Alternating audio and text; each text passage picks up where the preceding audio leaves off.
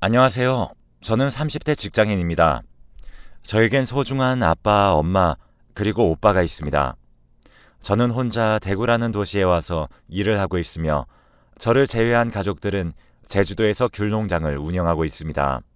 정확히는 아빠와 엄마가 귤농장 일을 맡아서 하고 계시고 오빠는 자그맣게 제주도 관광객들을 위한 숙소를 운영하는 일을 하고 있습니다. 하지만 귤농장도 숙소 운영도 바쁜 시기와 어려운 시기로 나뉘는 편입니다. 보통 어려운 시기에는 제가 직장에서 번 돈으로 도움을 드리는 편이고 농장과 숙소 운영이 바쁘고 수입이 많은 시기에는 제가 가끔씩 도움을 받기도 하는 편입니다. 저는 평범한 회사에서 웹 디자이너로 근무하고 있는데 시기에 따라 조금씩은 다르지만 재택근무도 가능한 일을 프리랜서처럼 하고 있습니다. 대구에서 자취를 오래 하다 보니까 날이 갈수록 체중이 감소했고 어느 날은 너무 야윈 제 모습에 놀라 병원에 간 적이 있습니다. 별다른 이상은 없지만 영양소를 고루 섭취해가며 건강관리를 해야겠다는 말씀에 큰 자극을 받고 자기관리를 열심히 하기로 마음먹었습니다. 그때 이후로 밥을 잘 챙겨 먹게 됐고 부모님으로부터 요리 재료를 받기도 했으며 평생 물리도록 먹었기 때문에 쳐다도 안 보던 귤도 다시 먹기 시작했어요. 직접 밥을 챙겨 먹기 시작하면서 집과의 교류가 갈수록 늘어났고 재택근무의 비중도 점점 커지자 저는 대구 자취 라이프를 정리하고 제주도로 넘어가는 게 어떨까라는 생각도 들었습니다. 그 당시 교제하고 있었던 남자친구가 있었고 남자친구에게 제 고민을 말했습니다. 회사 사정과 제 상황 모두 알고 있던 남자친구였지만 재택근무에만 의존하게 되면 수입이 줄 수도 있고 자취방에서도 잘 챙겨 먹을 수 있게 됐으니 굳이 본가로 내려가지 않아도 될 것 같다며 제가 제주도로 돌아가는 것을 굳고 말리곤 하였습니다. 저는 결혼에 대한 생각이나 남자친구에 대한 진지한 마음은 없는 상태였고 그냥 좋은 사람이라고만 생각했었기 때문에 시간이 흐를수록 굳이 외롭게 대구에 혼자 있을 필요는 없다는 결정에 마음을 굳히게 되었고 저는 결국 남자친구를 대구에 두고 본가인 제주도로 다시 들어오게 되었습니다. 제주도로 와서 한적하고 공기 좋은 동네에서 밤에 혼자 작업을 할 때면 복잡한 도시에서 일하는 것보다 훨씬 더 생산적인 느낌이 들어 본가에 오길 잘했다고 생각했고 무엇보다 끼니 때마다 알아서 건강하게 밥을 챙겨주시는 엄마가 계셨기 때문에 너무 든든했습니다. 왜 굳이 비싼 월세와 생활비를 들어가며 대구에서 자취한 건지 조금은 후회되곤 했습니다. 하지만 과거로 돌아가도 같은 선택을 할 것이라고 생각하며 위안을 얻었습니다. 제주도에서의 생활은 조금은 심심한 것 같기도 하였지만 재택근무를 하는 입장에서 생활비도 절약되고 부모님이 때마다 차려주시는 건강한 식단도 챙기며 더할 나위 없이 좋은 환경이었습니다. 제주도에서 삶은 정말 문제가 없었습니다. 그러던 어느 날 제가 대구에 두고 온 저의 남자친구가 갑자기 제주도에 놀러 올 겸 저를 보겠다고 했고 저는 가볍고 반가운 마음으로 알겠다고 했습니다. 며칠은 숙소를 구해 혼자 여행한다고 하였고 며칠은 저와 함께 여행한다고 하였는데 저와 여행하는 시간 동안은 저희 오빠가 운영하는 숙소에서 머물기로 하였습니다. 어느덧 남자친구가 제주도에 와서 함께 데이트하는 날이 되었고 바다도 가고 맛집도 갔으며 숙소에서 야식도 시켜 먹고 즐거운 시간을 함께 보냈습니다.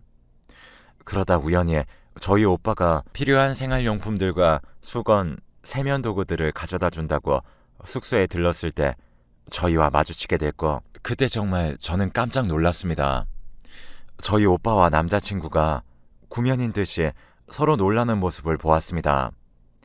이야기를 들어보니 너무 충격적이었는데 저희 오빠가 예전에 사귀던 여자친구가 있었는데 그 여자친구를 빼앗아간 사람이 바로 지금 제 남자친구라고 했습니다.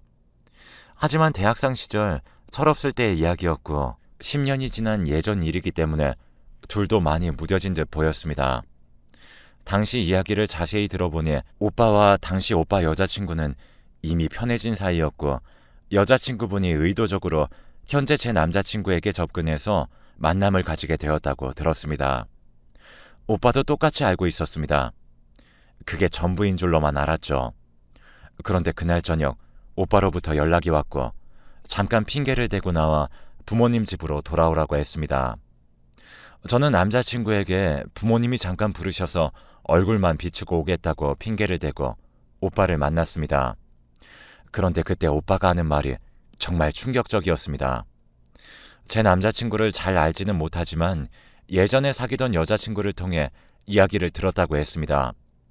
자세히 물으니 오빠와 사귀다가 지금의 제 남자친구에게 마음을 빼앗기셨던 그분이 해준 이야기에서 확실하진 않지만 현재 제 남자친구가 굉장히 집착이 심하고 사람을 괴롭히는 타입의 사람이었고 본인은 그것도 모르고 연애를 시작했다가 너무 힘든 시간들을 보냈다고 그래서 결국 헤어지게 됐다며 다시 오빠에게 돌아가고 싶다고 이야기했다고 전해 듣게 되었습니다. 저는 제가 경험해본 남자친구는 집착이 심한 사람이 아니었기에 그냥 오빠의 과거 여자친구가 독단적으로 부풀려진 말을 한 것으로 생각하고 넘겼습니다.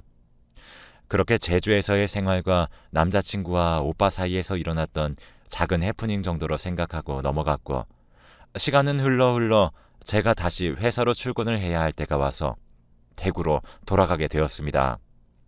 제주도에서 지낼 때 남자친구와 장거리 연애를 하다가 갑작스럽게 만나는 시간이 많아지고 붙어있는 거리가 좁아지니 저는 부담감을 느꼈고 또 회사에서 맡은 일이 많아짐에 따라 제가 할 일들도 많아졌기 때문에 어쩌면 일로부터 받는 스트레스도 굉장히 컸던 시기였습니다.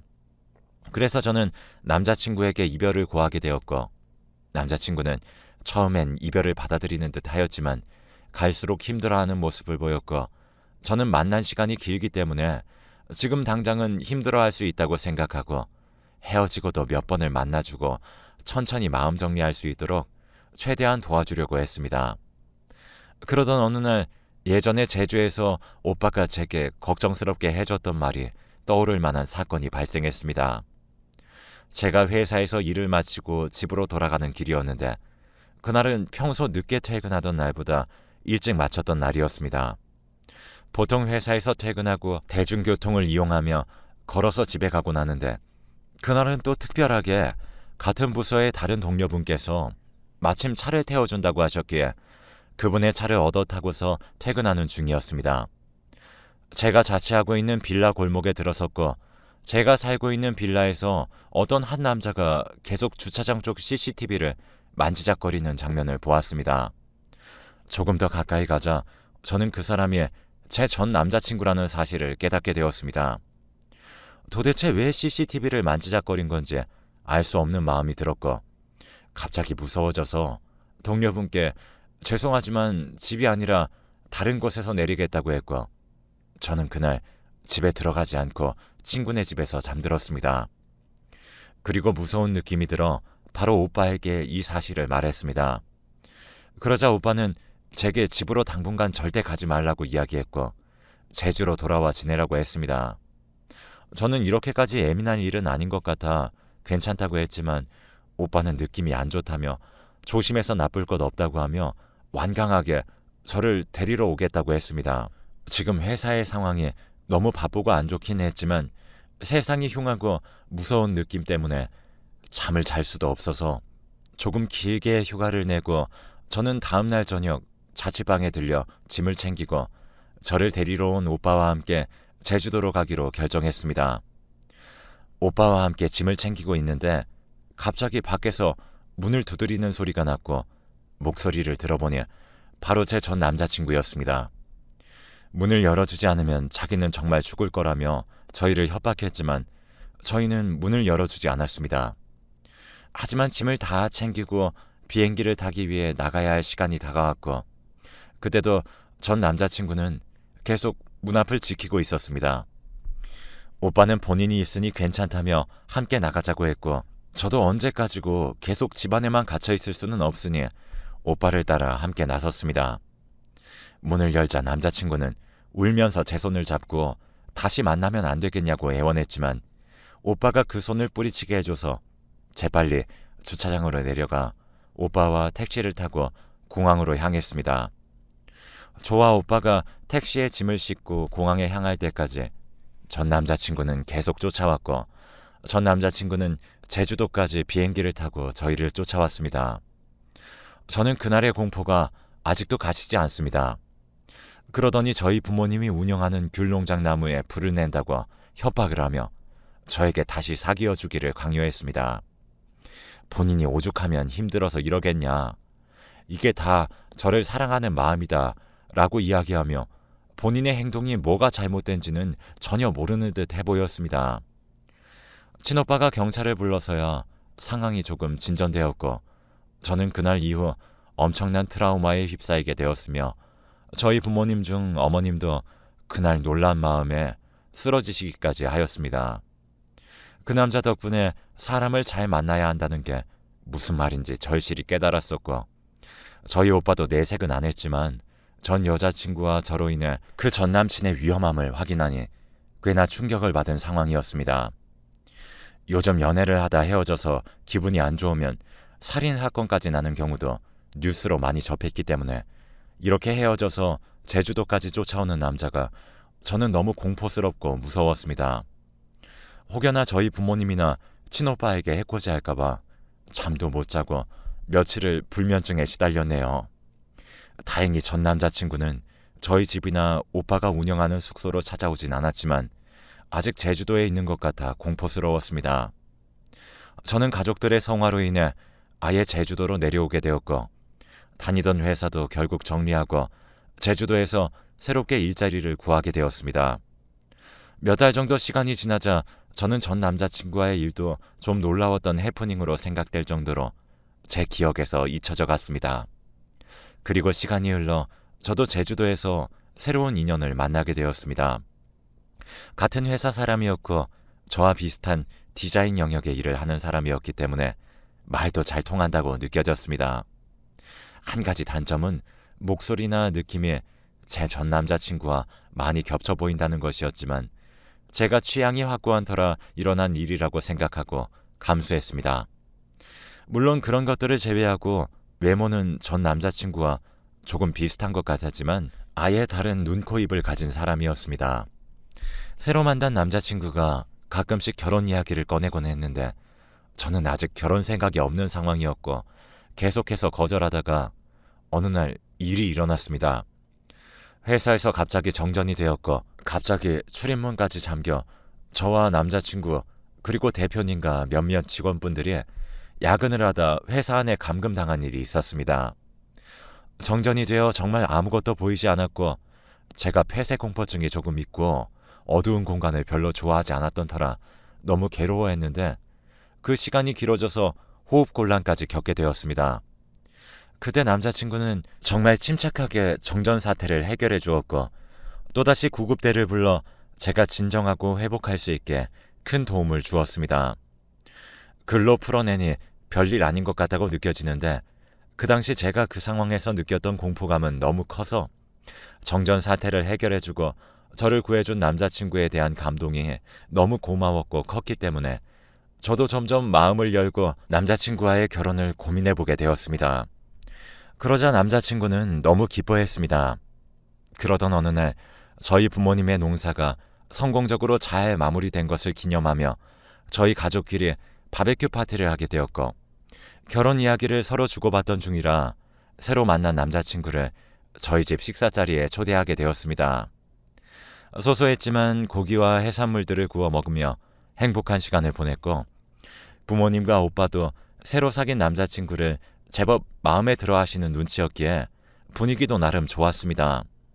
그러다가 다들 술이 조금 취해서 부모님은 먼저 주무시러 가시고 저와 오빠 그리고 결혼을 이야기 중인 제 남자친구 이렇게 셋만 남게 되었습니다.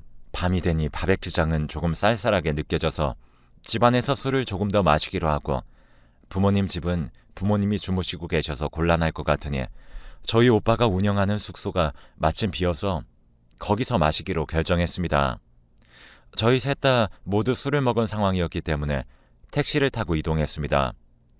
숙소에 도착해서 오빠가 택시 비용을 결제하는데 저와 남자친구는 먼저 숙소로 들어가려고 했습니다.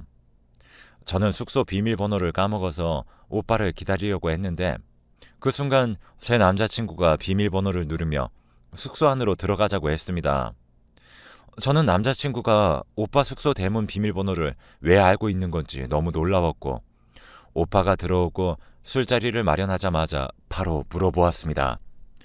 오빠가 언제 대문 비밀번호를 알려줬냐며 제 남자친구가 왜 숙소 비밀번호를 알고 있는지 물어봤습니다. 그러자 남자친구는 엄청 당황해하며 대답하지 못했고, 남자친구는 식은땀을 흘리며 더워했고 안절부절하지 못했으며 조금 흥분하는 듯 하기도 했습니다. 바로 그때 오빠가 제 남자친구 뺨을 때렸고 "너 그 새끼지?" 라며 멱살을 잡았습니다.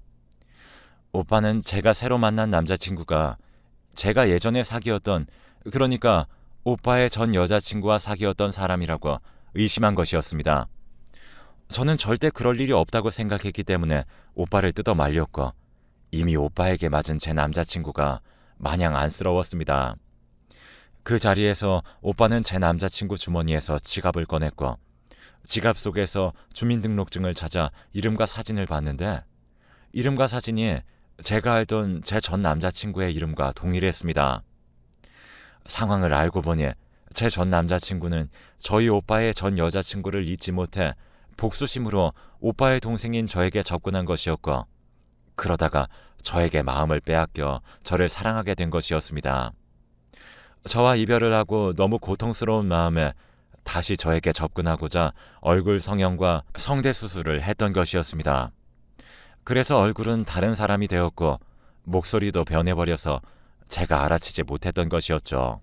이름과 주민번호까지는 미처 바꾸지 못한 상황에서 한순간의 실수로 저와 오빠에게 들켜버린 것이었습니다. 술을 많이 마셔서 몰랐어야 하는 대문 비밀번호를 자연스럽게 누르면서 문을 여는 행동과 숨기지 못했던 당황하는 특유의 표정과 평소 목소리 등 과거 남친의 일부의 모습들이 떠오르며 너무 소름이 돋았고, 이렇게까지 해서 저와 결혼하려고 하는 그 사람의 심리를 도무지 이해할 수 없었습니다. 저는 이건 저희 가족 선에서 해결할 문제가 아니라고 생각했기 때문에 경찰에 신고했습니다. 직접적인 피해를 받은 일은 없었기 때문에 전 남자친구를 처벌할 수는 없는 상황이었습니다. 그리고 이 남자한테 어떻게 벗어나야 할지 무서운 마음이 가장 컸습니다.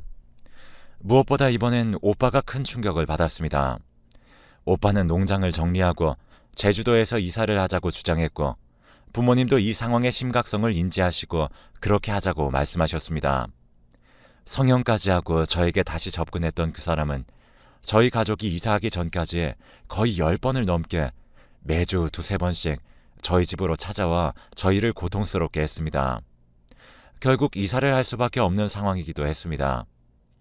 저는 벗어난 줄 알았는데 이렇게 되니 이제 남자는 다시 못 만날 것 같은 트라우마가 생겼습니다. 물론 친오빠도 마찬가지였습니다. 전 여자친구와 잘못 엮여서 동생인 저까지 마음고생한다고 미안해했고, 저희는 서울로 이사를 가서 이사한 곳에서 가족끼리 사업을 시작했으며 이를 통해 만나게 된 사람들에게도 마음을 잘 내주지 않고 살아가게 되었습니다. 저희 가족이 이사한 곳에서 새롭게 시작한 사업은 못난 귤과 한라봉, 천혜향 등을 활용해서 청을 담그고 그것을 판매하는 일이었습니다.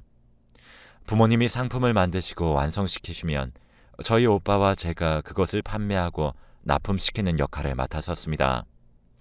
SNS나 블로그를 통해서 홍보를 하면 효과가 컸기 때문에 저희가 직접 청을 홍보하는 글을 올리기도 했습니다. 그러던 어느 날 익숙한 이름으로 연락이 왔고 청을 주문하고 싶다고 하였습니다.